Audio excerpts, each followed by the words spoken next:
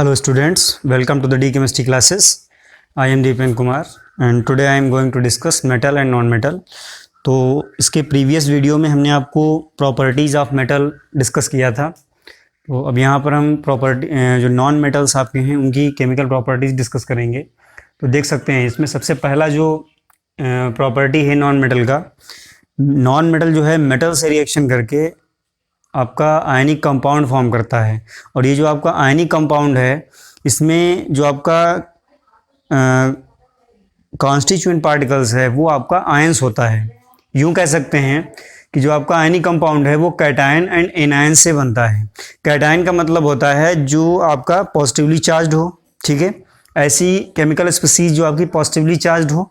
और दूसरा जो है आपका एनायन है, उसको हम कह सकते हैं कि chemical species which have negative charge. तो यहाँ पर जो आपका आयनिक कंपाउंड बनता है वो कैटायन एंड एनायन से फॉर्म होता है। अब बात आती है इनके बीच में फोर्स कैसा होता है। तो आपको बता दें कि जो आपका कैटायन एनायन है ये एक दूसरे से इलेक्ट्रोस्टैटिक फोर्स के थ्रू अटैच होते हैं, बंधे होते हैं।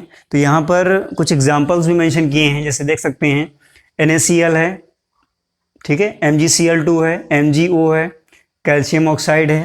तो ये आपके कुछ ऐसे एग्जाम्पल हैं जो कि आयनिक कंपाउंड के एग्जाम्पल हैं। तो इसमें हम जानेंगे कि किस तरह से ये फॉर्म होते हैं। तो इसको जानने से पहले आपको थोड़ी सी बेसिक इन्फॉर्मेशन दे देते हैं कि जो आपके आयनिक कंपाउंड हैं उसमें जो मेटल है आपका वो इलेक्ट्रॉन ट्रांसफ़र करता है। जो मेटल है आपका वो अपने वैलेंसी इलेक्ट्रॉन को ट्रांसफ़र करता है, कहाँ, नॉन मेटल के वैलेंसी सेल में। तो यहाँ पर एक क्वेश्चन आपसे दिमाग में उठता होगा कि जो आपका वैलेंसी सेल है वो क्या है, वैलेंसी इलेक्ट्रॉन्स क्या हैं। तो मैंने यहाँ पे मेंशन कर रखा है जो आपके आउटर मोस्ट सेल होते हैं, जब इलेक्ट्रॉनिक कॉन्फ़िगरेशन करते हैं के एलिमेंट में, तो वहाँ पर जो आपका आउटर सेल होता है उसे हम वैलेंसी सेल बोलते हैं। और उस आउटर सेल के जो इलेक्ट्रॉन होते हैं उन्हें हम वैलेंसी इलेक्ट्रॉन बोलते हैं। तो यहाँ पर जो मेटल है वो इलेक्ट्रॉन ट्रांसफ़र करता है नॉन मेटल के वैलेंसी सेल में। तो यहाँ सबसे पहले आपको इलेक्ट्रॉनिक कॉन्फ़िगरेशन करना होता है ये समझने के लिए कि जो आपके आयनिक कंपाउंड हैं वो कैसे फॉर्म होते हैं। तो यहाँ जो आपके एग्जांपल दिए हैं इनको एक एक करके हम जानेंगे कि कैसे इनका फॉर्मेशन होता है। देख सकते हैं यहाँ पे पहला आपका है फॉर्मेशन ऑफ NaCl। तो इसमें आपके कौन कौन से एटम्स हैं, एक आपका सोडियम है, दूसरा आपका क्लोरीन है। तो यहाँ पर सबसे पहले हम क्या करेंगे, दोनों एटम्स के इलेक्ट्रॉनिक कॉन्फ़िगरेशन कर लेते हैं। सोडियम का एटॉमिक नंबर होता है 11, यहाँ मेंशन कर दिया, ठीक है। और इसका जो इलेक्ट्रॉनिक कॉन्फ़िगरेशन है वो KLMN में करते हैं, ध्यान रखिएगा। अब इन 11 इलेक्ट्रॉन्स को आपको इन सेल्स में क्या करना है, डिस्ट्रीब्यूट करना है 2n² रूल के अकॉर्डिंग। आपने 9th में इसको पढ़ा होगा कि 2n² रूल क्या होता है। तो यहाँ पर बताया होगा, वहाँ पे आपका जो 2n² रूल है वो कहता है कि जो K शेल है उसमें मैक्सिमम 2 इलेक्ट्रॉन आ सकते हैं, तो यहाँ 2 हो जाएगा। उसके बाद जो L सेल है उसमें मैक्सिमम 8 इलेक्ट्रॉन आते हैं, तो यहाँ पर 8 हो जाएगा। और एक चीज़ यहाँ पे डिस्ट्रीब्यूशन करते समय एक चीज़ ये भी ध्यान रखिएगा कि जो आपका एटॉमिक नंबर है, कहीं ऐसा तो नहीं आप इसमें डिस्ट्रीब्यूशन करते चले जा रहे हैं और आपका जो एटॉमिक नंबर है वो कम आ रहा है, ये ज़्यादा हो जा रहा है। तो यहाँ पर ये भी आप चेक करते रहिए, इनका टोटल इसके इक्वल आना चाहिए। यहाँ पे 2 और 8, यहाँ पर अभी 10 इलेक्ट्रॉन आपने डिस्ट्रीब्यूट किए हैं, 1 इलेक्ट्रॉन आपका रह गया है। तो जो रेस्ट इलेक्ट्रॉन है वो नेक्स्ट सेल में जाएगा, यानी कि यहाँ पर M में चला जाएगा और यहाँ पर 1 इलेक्ट्रॉन हो जाएगा। सेम वे में जो दूसरा एटम है इस आयनिक कंपाउंड में, ठीक है, NaCl में कौन सा है, Cl है। इसका जो इलेक्ट्रॉनिक नंबर या एटॉमिक नंबर है वो आपका 17 होता है, 17 मेंशन किया। उसके बाद में यहाँ पर इलेक्ट्रॉनिक कॉन्फ़िगरेशन करेंगे 2, 8 एंड 7। देख सकते हैं यहाँ पर 2n² रूल का हम यूज़ करेंगे। तो यहाँ पर जो आपका वैलेंसी सेल है, जितने भी एटम आपके होते हैं, यहाँ पर एक छोटी सी चीज़ और जान लीजिए, उसके बाद में आगे बढ़ते हैं कि जो भी आपका एटम मॉलिक्यूल फॉर्म करता है तो वो कोशिश करता है कि उसके वैलेंसी सेल में 8 इलेक्ट्रॉन कंप्लीट हो जाएं, यानी उसका ऑक्टेट जो है कंप्लीट हो जाए, ठीक है। 8 इलेक्ट्रॉन अपने कोई भी एटम, एक नेचर होता है हर एटम में कि वो अपने वैलेंसी सेल में 8 इलेक्ट्रॉन्स को कंप्लीट करें, या तो ट्रांसफ़र करके या गेन करके। तो यहाँ पर देख सकते हैं जो वैलेंसी सेल की हम बात कर रहे थे अभी, वैलेंसी सेल इसमें कौन सा होगा? ये वाला सेल होगा, ठीक है।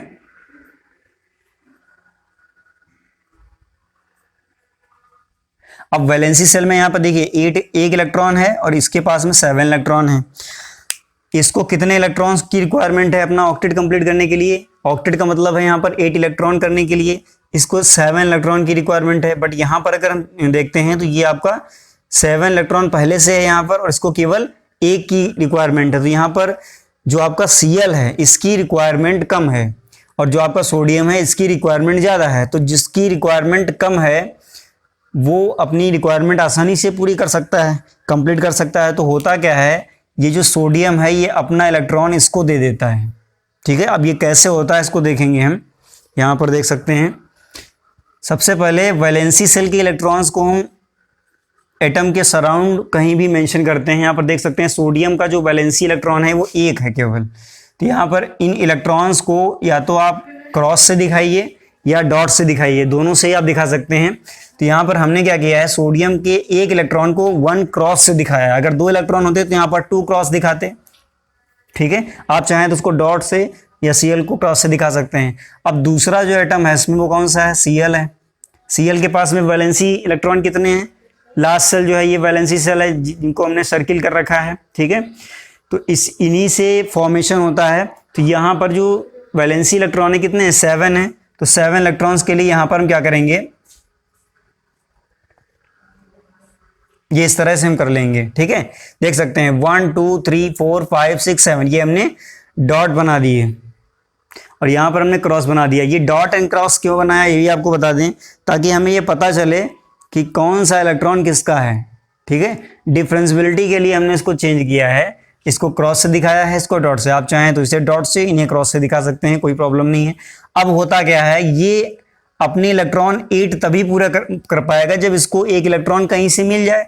अब मेटल जो होता है वो इलेक्ट्रो पॉजिटिव नेचर का होता है और ये इलेक्ट्रोनेगेटिव नेचर का होता है। तो आपको हमने बताया था कि मेटल हमेशा इलेक्ट्रॉन लूज करता है और नॉन मेटल हमेशा इलेक्ट्रॉन गेन करता है। तो यहाँ पर ये जो सोडियम है ये अपना 1 इलेक्ट्रॉन कहाँ दे देगा,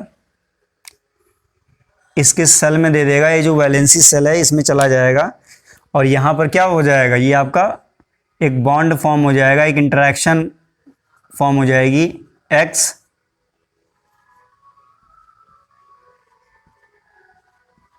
ये इस तरह से। अब देखिए इसका भी वैलेंसी सेल जो था ये पूरा हो गया। यहाँ पर अगर इसको हम दिखाना चाहें तो ऐसे कह सकते हैं कि सोडियम अगर अपना 1 इलेक्ट्रॉन लूज कर देता है, ठीक है, -1 इलेक्ट्रॉन, अगर ये 1 इलेक्ट्रॉन निकाल देता है तो ये क्या बन जाता है, Na+। बताया था हमने कि जितने इलेक्ट्रॉन लूज करता है कोई भी एटम उतने पॉजिटिव चार्ज उस एटम पर मेंशन कर दिए जाते हैं, ध्यान रखिएगा। अब इसका जो इलेक्ट्रॉनिक कॉन्फ़िगरेशन था वो क्या था, 2, 8, 1 ये था। अब इसका क्या बचेगा, यहाँ बचेगा 2, 8। देखिए इसका भी ऑक्टेट कंप्लीट हो गया। इसका जो अब वैलेंसी सेल है वो L हो जाएगा और यहाँ पर 8 इलेक्ट्रॉन हो गए। ऐसे ही Cl का जो होगा उसको भी आप दिखा सकते हैं। Cl क्या है, इसमें 1 इलेक्ट्रॉन ये गेन करेगा क्योंकि आपका ये नॉन मेटल है। 1 इलेक्ट्रॉन जब ये गेन कर लेगा, यहाँ इसको चाहें तो यहाँ दिखा दीजिए, ज़्यादा बेटर है, ठीक है। 1 इलेक्ट्रॉन जब गेन कर लेगा तो ये आपका हो जाएगा Cl नेगेटिव। अब यहाँ पर जो इसका इलेक्ट्रॉनिक कॉन्फ़िगरेशन था 2, 8, 7 था, अब ये कितना हो जाएगा, 2, 8 एंड 8, ठीक है। अब देखिए इसमें भी 8 हो गया, इसमें भी 8 हो गया, दोनों के ऑक्टेट कंप्लीट हो गए। तो यहाँ पर जो आपका ये NaCl है इसको अगर आगे आप दिखाना चाहें तो ऐसे भी दिखा सकते हैं। देखिए अब यहाँ से 1 इलेक्ट्रॉन गया था तो इस पर क्या होगा, एक पॉजिटिव चार्ज आएगा और इस पर एक नेगेटिव चार्ज आएगा, क्योंकि जिसको इलेक्ट्रॉन मिल जाता है एक्स्ट्रा इलेक्ट्रॉन, जितने इलेक्ट्रॉन मिल जाते हैं उतना ही वो नेगेटिव चार्ज गेन कर लेता है। ये इस तरह से इलेक्ट्रोस्टैटिक इंट्रैक्शन दिखाई जाती है, ध्यान रखिएगा। ये आपकी आयनिक इंट्रैक्शन या इलेक्ट्रोस्टैटिक इंट्रैक्शन बोली जाती है, ध्यान रखिएगा। तो इस तरह से आपका NaCl फॉर्म होता है, ठीक है। यहाँ पे देख सकते हैं ये आपका सोडियम कैटायन है, Cl आपका एनायन है, क्लोराइड आयन है और सोडियम कैटायन है। तो ये कैटायन एंड एनायन से मिलकर फॉर्म होता है। तो अभी जैसे आपने ये देखा है कि NaCl का फॉर्मेशन कैसे हुआ है, सेम वे में MgCl2 का भी होता है, MgO का भी होता है। तो यहाँ पर अब हम नेक्स्ट देखेंगे, दूसरा जो है ये हो जाएगा फॉर्मेशन ऑफ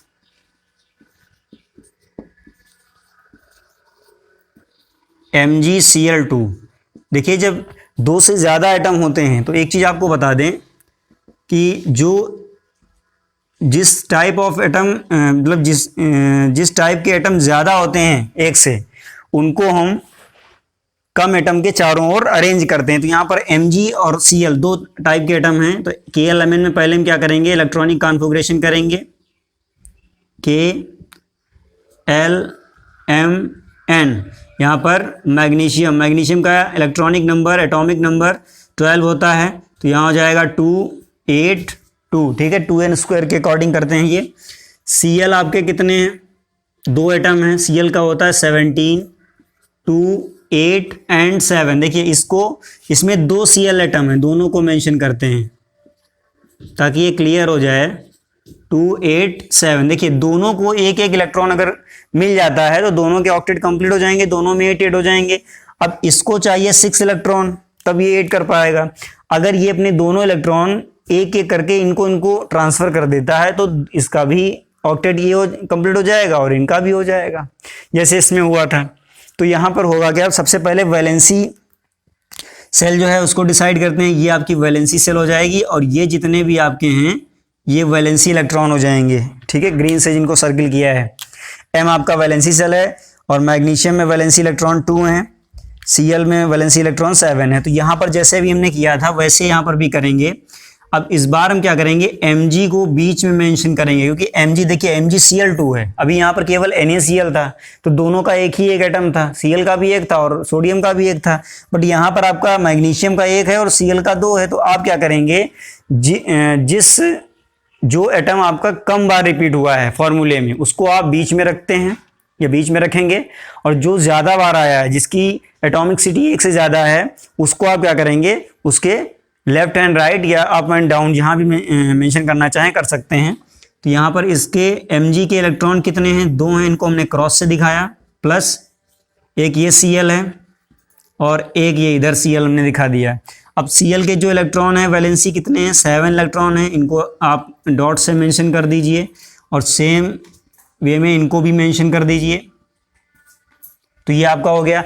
अब क्या करेगा, मैग्नीशियम एक एक इलेक्ट्रॉन अपना दोनों के वैलेंसी सेल में ट्रांसफर कर देगा, क्योंकि मैग्नीशियम आपका मेटल है, इलेक्ट्रोपॉजिटिव नेचर का होता है, इलेक्ट्रॉन लूज करने की उसमें नेचर होती है, टेंडेंसी होती है।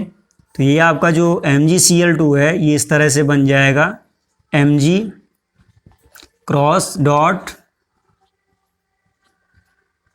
ये इस तरह से,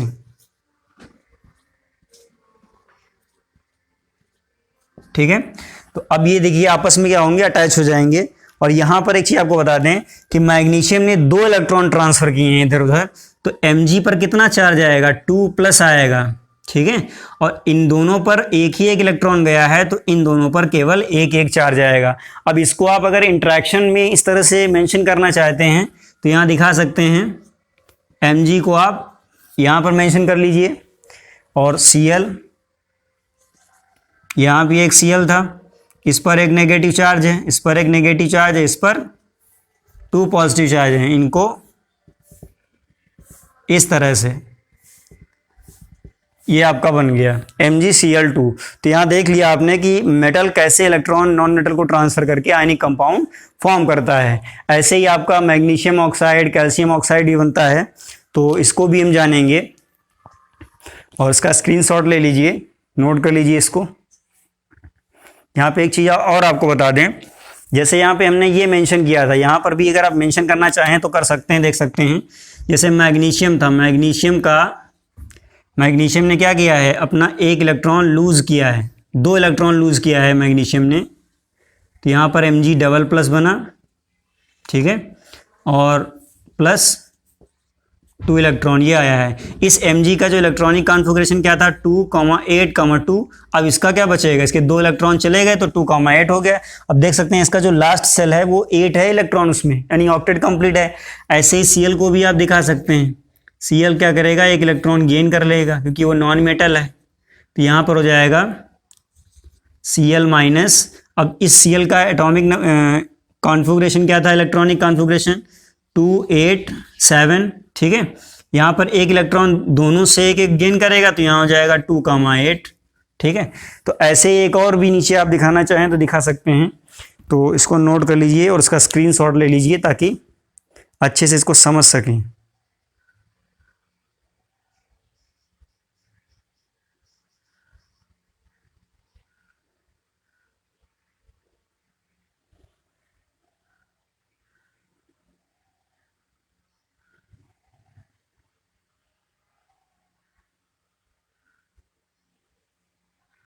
नेक्स्ट आपका फॉर्मेशन ऑफ मैग्नीशियम ऑक्साइड, ठीक है। तो जैसे आपने अभी प्रीवियसली 2 आयनिक कंपाउंड्स का फॉर्मेशन क्लियर किया है, ये भी बिल्कुल वैसे ही है। तो देखते हैं इसमें क्या होगा। इसमें भी आपके 2 एलिमेंट कौन कौन से हैं, एक आपका मैग्नीशियम है, दूसरा आपका ऑक्सीजन है।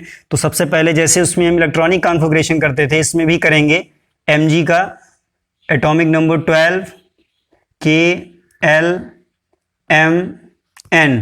इसमें क्या आएगा 2, इसमें 8, इसमें 2। ऑक्सीजन का कितना होता है 8, यहाँ हो जाएगा 2 8 6। अब देखिए यहाँ पर जो वैलेंसी सेल है, सबसे पहले हम ये कंफर्म करते हैं, ये आपका M जो है वैलेंसी सेल हो जाएगा क्योंकि सबसे आउटर मोस्ट से बाहर है, ठीक है। मैग्नीशियम के वैलेंसी इलेक्ट्रॉन 2 हो जाएंगे, ऑक्सीजन के वैलेंसी इलेक्ट्रॉन 6 हो जाएंगे। अब देखिए दोनों को अपना ऑक्टेट कंप्लीट करने के लिए क्या क्या चाहिए। देखिए यहाँ पर 2 इलेक्ट्रॉन है, 8 होने के लिए इसमें 6 और होने चाहिए, तो इसकी रिक्वायरमेंट ज़्यादा है, इसको 6 चाहिए। और इसको कितने चाहिए, इसको केवल 2 चाहिए। तो ये रिक्वायरमेंट आपकी शॉर्ट है, कम है। और वैसे भी ऑक्सीजन जो है इलेक्ट्रोनेगेटिव एटम होता है, तो चूंकि ये इलेक्ट्रोनेगेटिव है तो इलेक्ट्रॉन रिसीव करता है। तो यहाँ पर होगा क्या, मैग्नीशियम अपने दोनों इलेक्ट्रॉन इसके वैलेंसी सेल में ट्रांसफर कर देगा। तो यहाँ पर हम क्या करेंगे, इनके वैलेंसी इलेक्ट्रॉन्स को हम क्या करेंगे, मेंशन करेंगे एटम्स के ऊपर। तो यहाँ पर देख सकते हैं मैग्नीशियम जो है आपका, उसके ऊपर 2 इलेक्ट्रॉन आप इस तरह से मेंशन कर दीजिए। ऑक्सीजन के ऊपर कितने इलेक्ट्रॉन हैं, ये आपके वैलेंसी इलेक्ट्रॉन हो गए, 6 यहाँ पर था, देख सकते हैं। जिन्हें पिछले प्रीवियस फॉर्मेशन नहीं समझ में आए हैं, ये जो हम डॉट एंड क्रॉस मेंशन कर रहे हैं, ये वैलेंसी इलेक्ट्रॉन है। यहाँ पर 2 इलेक्ट्रॉन है जो हमने ग्रीन सर्किल कर रखा है, ठीक है। तो ये आपके हैं, यहाँ पर ये 6 हैं, तो यहाँ 1 2 3 4 5 6। अब देखिए यहाँ से क्या होगा, एक एक इलेक्ट्रॉन ट्रांसफर होगा दोनों जगह, एक ये यहाँ आ जाएगा, एक ये यहाँ आ जाएगा। तो ये आपका फॉर्म हो जाएगा यहाँ पे MgO,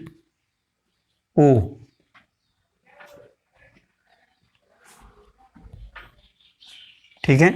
और अब देखिए यहाँ से कितने इलेक्ट्रॉन ट्रांसफर होंगे, 2 इलेक्ट्रॉन ट्रांसफर होंगे।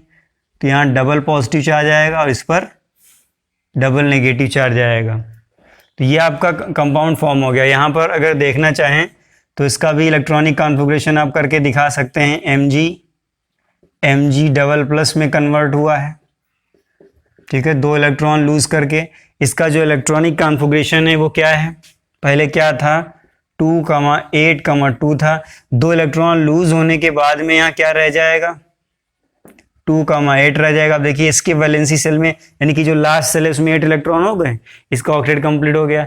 ऐसे ही दूसरा जो है ऑक्सीजन, वो क्या किया है, उसने 2 इलेक्ट्रॉन गेन किए हैं, तो O-2 इसमें बना है ऑक्साइड आयन। तो ये जो आपका है, ये पहले क्या था 2, 8, 6 था इलेक्ट्रॉनिक कॉन्फ़िगरेशन, ये हमने लिखा हुआ है यहाँ पे 2, 8, 6।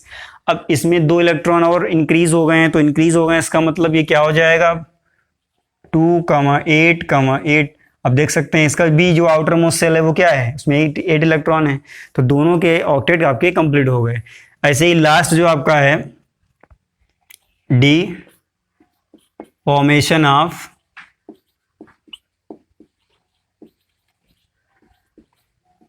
Calcium oxide. तो यहाँ पर देख सकते हैं जो 2 आपके एटम हैं, कैल्शियम है, दूसरा मैग्नीशियम है। तो कैल्शियम जो आपका है, ऐसे ही जैसे इसमें इलेक्ट्रॉनिक कॉन्फ़िगरेशन किया था, ऐसे ही इसमें भी इलेक्ट्रॉनिक कॉन्फ़िगरेशन कर लेते हैं। कैल्शियम 20 होता है, यहाँ हो जाएगा 2 8 8 2, ठीक है। अब यहाँ पर देखिए, यहाँ थर्ड सेल में तब तक आपके इलेक्ट्रॉन 8 8 चलते हैं जब तक 18 कंप्लीट नहीं हो जाते। जब 18 यहाँ पूरा हो जा रहा होगा, यहाँ इसके बाद में 18 बच रहे हैं तो 18 इसमें आते हैं, अदरवाइज 8 देन जो बचते हैं वो अगले सेल में जाते हैं, ध्यान रखिएगा।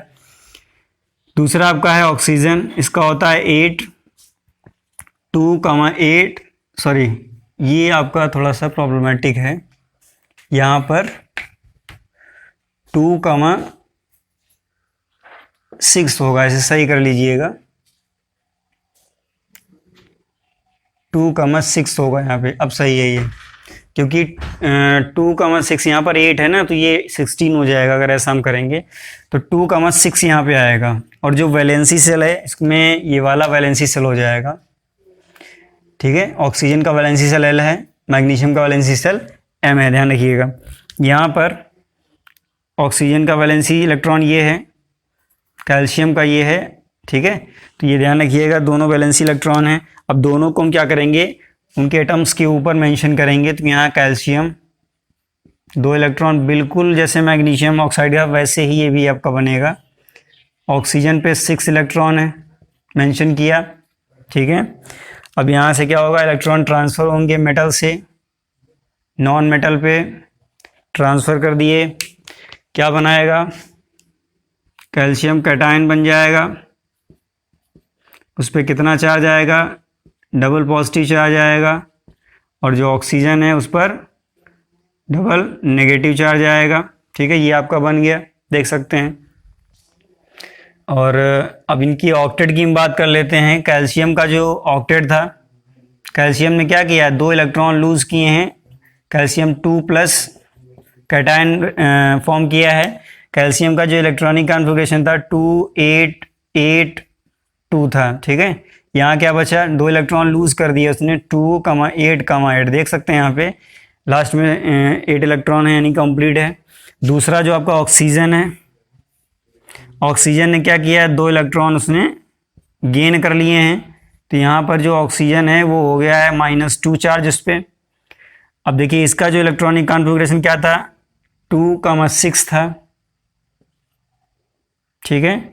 यहाँ क्या हो जाएगा, 2,8 हो जाएगा। तो ये इस तरह से फॉर्मेशन होता है, और इस तरह से मेटल नॉन मेटल को इलेक्ट्रॉन ट्रांसफ़र करता है और आयनिक कंपाउंड फॉर्म करता है। तो इसको आप नोट कर लीजिए, स्क्रीनशॉट ले लीजिए और अच्छे से देख लीजिए।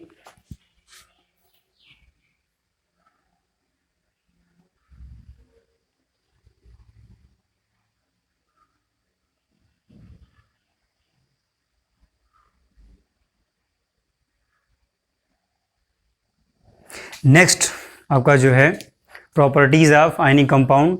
तो इसमें इस पे जो छोटे छोटे क्वेश्चंस बनते हैं उनके लिए इम्पॉर्टेंट है, multiple choice short answer type questions के लिए। पहली प्रॉपर्टी है, आयनिक कंपाउंड जो होते हैं वो इलेक्ट्रोलाइट की तरह बिहेव करते हैं, ठीक है। जब वो मॉल्टेन स्टेट में होते हैं, या सोल्यूशन फॉर्म में होते हैं, या लिक्विड फॉर्म में होते हैं, या दूसरे वर्ड्स में कह लें, जब आयनिक कंपाउंड्स को हम वाटर में डिज़ोल्व करते हैं तो वो अपने आयंस में टूट जाते हैं, फिर वो इलेक्ट्रिसिटी कंडक्ट करने लगते हैं। तो जो आपका ये सिस्टम है, जो ऐसा सोल्यूशन, ऐसा साल्ट सोल्यूशन जो कि इलेक्ट्रिसिटी कंडक्ट करने लगे, उसे हम बोलते हैं इलेक्ट्रोलाइट। तो जो भी आपके आयनिक कंपाउंड होते हैं वो एज इलेक्ट्रोलाइट बिहेव करते हैं। तो ध्यान रखिएगा इलेक्ट्रोलाइट क्या है। दूसरी प्रॉपर्टी है, आयनिक compounds have high melting and boiling points, ठीक है। इनके जो बॉइलिंग पॉइंट और मेल्टिंग पॉइंट है, अगर लिक्विड फॉर्म में है आयनिक कंपाउंड तो उसका melting point boiling point high होता है, और अगर सॉलिड स्टेट में है तो आपका वो बॉइलिंग पॉइंट हाई शो करता है। तो ऐसा क्यों है, देख सकते हैं यहाँ पे जो आपकी इलेक्ट्रोस्टैटिक इंट्रैक्शन है, यहाँ पे अंडरलाइन किए दे रहे हैं, इसके अभी हम प्रीवियसली चर्चा कर चुके हैं, डिस्कस कर चुके हैं। ये जो इलेक्ट्रोस्टैटिक इंट्रैक्शन होती है कैटायन एंड एनायंस के बीच में होती है। तो इसकी वजह से ये जो आपके आयनिक कंपाउंड है इनका मेल्टिंग एंड बॉइलिंग पॉइंट बहुत ही ज़्यादा होता है, हाई होता है। और अगर क्वेश्चन इन पे आता है कि why ionic compounds have high melting point and boiling point, give the reason, तो यहाँ पर लिख सकते हैं ionic compounds have high melting and boiling point due to strong electrostatic interaction between its constituents और इट्स कैटायन एंड एनायन, यानी कि जो कैटायन और एनायन इसमें इन्वॉल्व हुए हैं उनके बीच में जो इलेक्ट्रोस्टैटिक इंटरेक्शन है उसकी वजह से इनका बॉइलिंग और मेल्टिंग पॉइंट हाई होता है। थर्ड आपकी प्रॉपर्टी है they are highly soluble in water. बहुत सिंपल सी बात है, जो भी आपके कैटायन और एनायन से मिलकर फॉर्म होते हैं कंपाउंड, वो सब के सब आपके कैसे होते हैं, वो हाईली सोल्यूबल होते हैं वाटर में, और जैसे ही वाटर में उनको डिसॉल्व करते हैं वो अपने कॉन्स्टिट्यूएंट आयंस में डिसोसिएट हो जाते हैं, टूट जाते हैं, ब्रेक हो जाते हैं। यहाँ पे कैटायंस एंड एनायंस में ब्रेक हो जाते हैं। तो ये तीन प्रॉपर्टी हैं, तीनों ही इंपॉर्टेंट हैं शॉर्ट आंसर टाइप के क्वेश्चंस के लिए, तो इनको याद रखिएगा। नेक्स्ट आपकी जो प्रॉपर्टी है, सेकेंड प्रॉपर्टी नॉन मेटल की, ये आपकी अभी तक फर्स्ट प्रॉपर्टी थी, इसमें आयनिक कंपाउंड आपका आया। सेकेंड प्रॉपर्टी है non metals react with oxygen to form acidic oxide. देखिए जो जब हम मेटल आपको पढ़ा रहे थे तो उसमें हमने आपको बताया था कि जो मेटल होते हैं वो ऑक्सीजन से रिएक्शन करके बेसिक ऑक्साइड बनाते हैं, ठीक है। कुछ को अगर हम निकाल दें, एल्यूमिनियम है, जिंक है, ठीक है, लेड है, इनके जो ऑक्साइड हैं ये एम्फोटेरिक नेचर के होते थे, बट जो आपके ज़्यादातर मेटल के ऑक्साइड थे वो आपके बेसिक नेचर के होते हैं। तो अब यहाँ पर हम नॉन मेटल पढ़ रहे हैं, तो नॉन मेटल में जो भी आपके ऑक्साइड बनते हैं वो एसिडिक नेचर के होते हैं। अब देखिए ये कैसे एसिडिक नेचर के होते हैं ये भी बता दें आपको। ये जो आपके ऑक्साइड हैं ये लिक्विड फॉर्म में जब इनका एक्वस सोल्यूशन होता है उस फॉर्म में ये ब्लू लिटमस को रेड कर देते हैं, यानी कि एसिडिक नेचर के होते हैं, ठीक है। तो इनका एसिडिक नेचर इनके एक्वस फॉर्म में आता है, ध्यान रखिएगा। तो ये जो नॉन मेटल्स हैं वो ऑक्सीजन से रिएक्शन करके एसिडिक ऑक्साइड्स बनाते हैं। मल्टीपल चॉइस में क्वेश्चन पूछा जाता है which one of the following is acidic oxide, तो सिंपल सी सबसे सिंपल बात है कि सबसे पहले आप उसमें नॉन मेटेलिक ऑक्साइड सर्च करिए। अगर उसमें नॉन मेटेलिक ऑक्साइड आपका पकड़ में आ जाता है तो आई थिंक आपका वही एसिडिक ऑक्साइड हो जाएगा।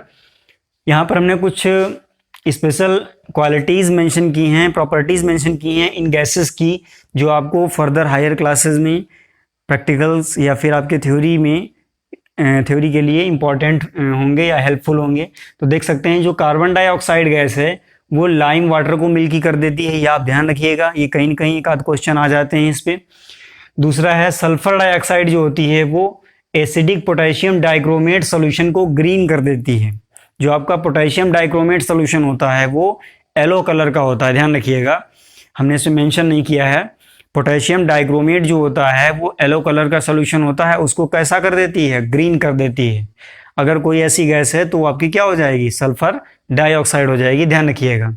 नेक्स्ट एक और इसमें पॉइंट है, aqueous solution of non metallic oxides blue litmus into red. यहाँ पे एक चीज रह गई है, ये आपका जो एक्वस सोल्यूशन है नॉन मेटेलिक ऑक्साइड का वो टर्न कर देता है,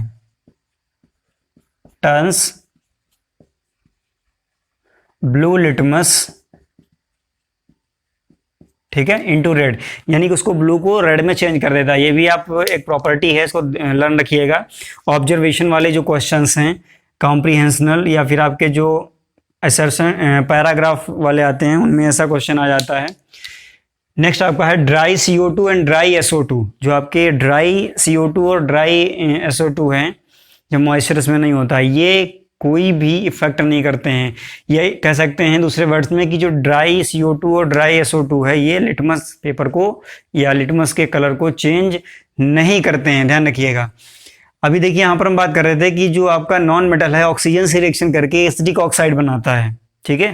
तो इसमें एक एक्सेप्शनल केस भी है, ये जो आपका H2 एंड O2 दोनों ही नॉन मेटल हैं, दोनों यहाँ पर जो H2 है नॉन मेटल है, हाइड्रोजन नॉन मेटल है, ऑक्सीजन से जब रिएक्शन करता है तो ये जो ऑक्साइड बनाता है वो एम्फोटेरिक नेचर का होता है। आपको हमने प्रीवियस वीडियो में ही ये चीज़ डिस्कस की थी कि वाटर आपका एक एम्फोटेरिक नेचर का होता है, उसमें एसिडिक एंड बेसिक दोनों कैरेक्टर होते हैं।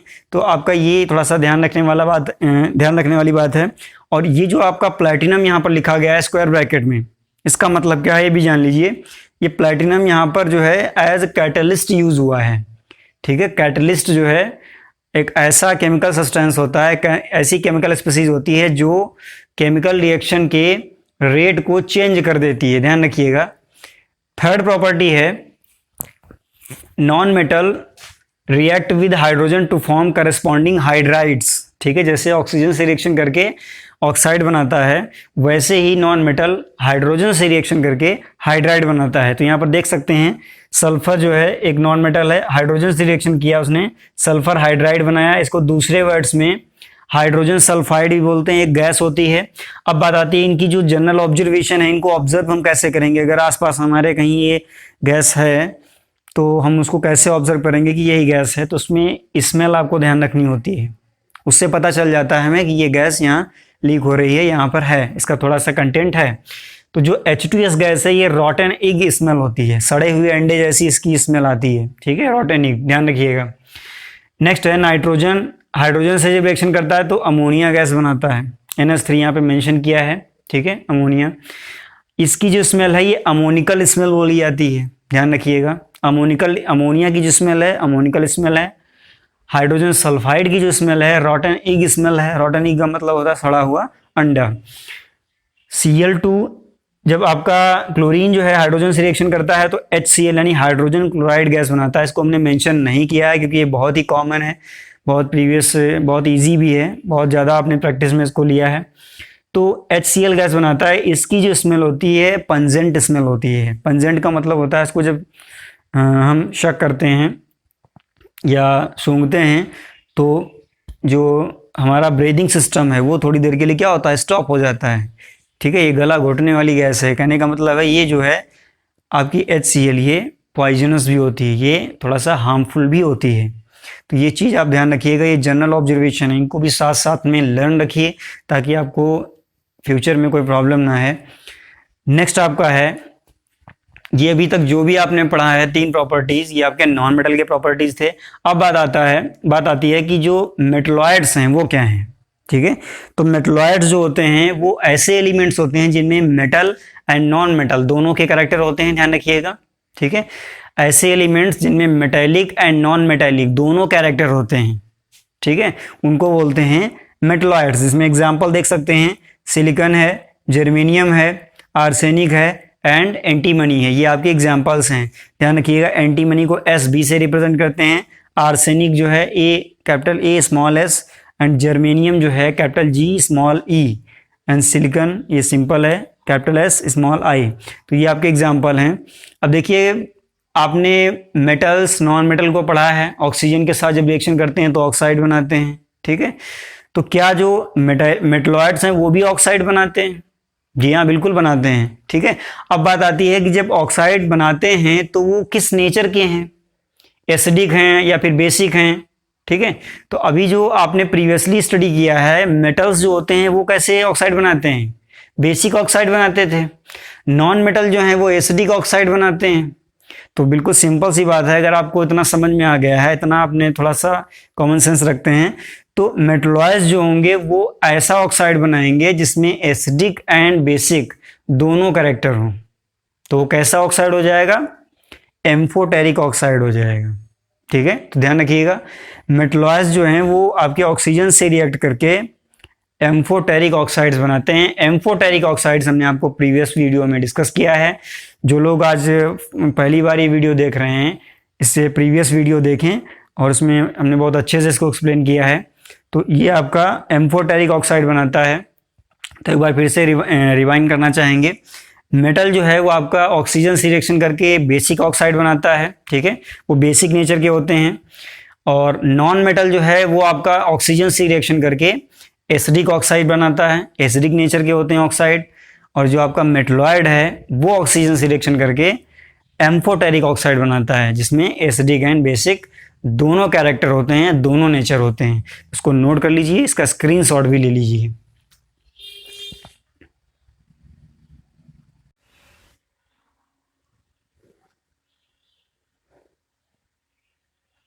नेक्स्ट आपका है एलॉय। तो थोड़ा सा आपने प्रीवियस क्लासेस में भी पढ़ा होगा।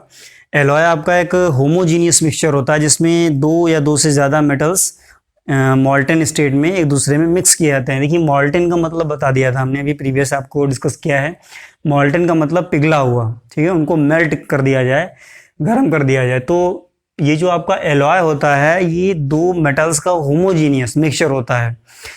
ये ऐसा मिक्सचर होता है, इसमें आप मेटल के कॉन्स्टिट्यूएंट पार्टिकल्स को सर्च नहीं कर पाएंगे कि कौन सा, जैसे मान लिया ये ब्रास मेटल है कॉपर एंड जिंक का, तो यहाँ पर आप ये नहीं बता पाएंगे मिक्सचर में कि कहाँ पे जिंक मेटल है, कहाँ पे कॉपर है, पूरा वो होमोजीनियस होता है। तो इसको अगर डिफाइन करना चाहें तो हम ऐसे कर सकते हैं, the homogeneous mixture of 2 or more than 2 metals in their molten state is called alloy. ठीक है, अब इसके एग्जाम्पल आपको ध्यान रखने हैं, एग्जाम्पल विद परसेंटेज कंपोजिशन, क्योंकि ये मल्टीपल चॉइस से पूछ लिए जाते हैं। ठीक है, तो पहला आपका एग्जाम्पल है ब्रास मेटल। ब्रास मेटल में कॉपर 80% होता है, जिंक आपका 20% होता है, आर्टिफिशियल गोल्ड आता है। ठीक है, आर्टिफिशियल गोल्ड में कॉपर 95% होता है, एल्युमिनियम 5% होता है।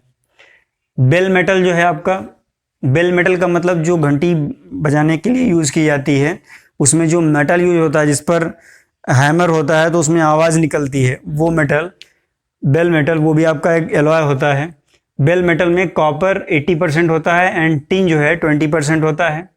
ब्रॉन्ज मेटल जो है कॉपर 88%, टिन आपका 12%। सोल्डर जो है जिसे रोंगो बोलते हैं, जो इलेक्ट्रॉनिक ऑपरेटर्स में सर्किट्स को कंप्लीट करने के लिए या सर्किट्स को जोड़ने के लिए, बाइंड करने के लिए यूज़ किया जाता है, सोल्डर बोलते हैं। सोल्डर में लेड एंड टिन होता है, ध्यान रखिएगा।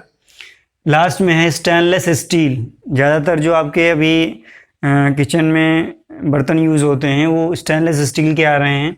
तो उसमें क्या क्या होता है, उसमें आयरन है, क्रोमियम है, निकिल है एंड कार्बन है। ठीक है, अब देखिए ये आपका थोड़ा सा स्पेशल है, बता दूं आपको कि ये आपका ऐसा एलॉय है जिसमें एक नॉन मेटल भी मिला हुआ है।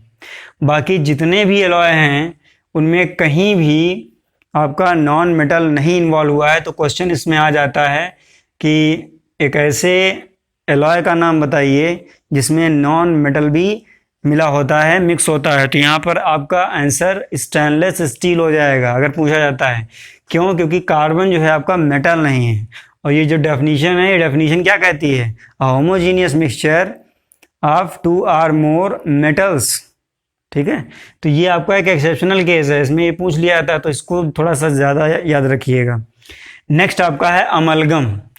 इसके प्रीवियस पार्ट में भी शायद हमने इसको डिस्कस किया है, बट यहाँ पर इसको क्लियरली डिस्कस करने होता क्या है। A heterogeneous mixture of 2 metals in which 1 metal is mercury, Hg। ठीक है, तो जो आपका Hg मेटल है वो एक कॉमन मेटल होता है हेट्रोजीनियस मिक्सचर में, उसको मरकरी अमलगम बोलते हैं, ध्यान रखिएगा।